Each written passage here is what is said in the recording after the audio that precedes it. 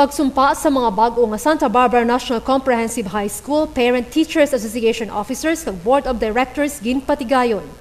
Ginpatigayon kahapon nga adlaw, Hulyo 21, 2011, ang pagsumpa sa obligasyon sa mga bago nga Santa Barbara National Comprehensive High School Parent Teachers Association Officers kag Board of Directors na ginpasumpa ni Honorable Mayor Dennis sa profesyal.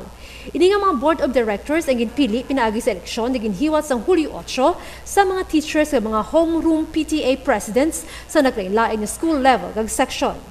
Ginsundan ini sa pagpili sa mga opisyales ang Hulyo 12, 2011. Yari ang bago nga Santa Barbara National Comprehensive High School Parent Teachers Association Officers kag Board of Directors para sa school year 2011-2012.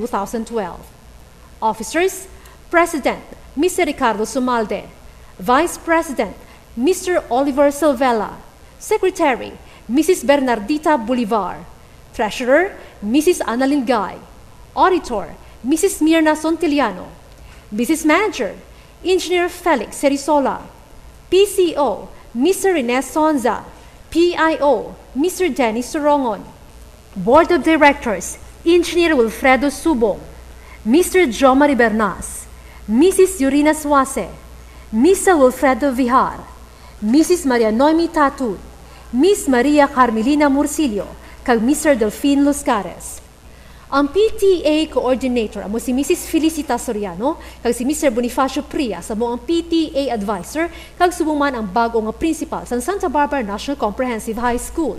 Suno ka Mr. Prias kabay pa nga ang mga bagong opisyales sa PTA ang makahatag sa dugang pagid nga proyekto sa ikauswag kag mangin mas progresibo pa ang nasambit nga bulutuan. Pagsumpa sa mga bago nga Santa Barbara National Comprehensive High School Parent Teachers Association Officers kag Board of Directors Ginpatigayon. Upod kay June Matiling, Zoila Cordero, ILU, Santa Barbara.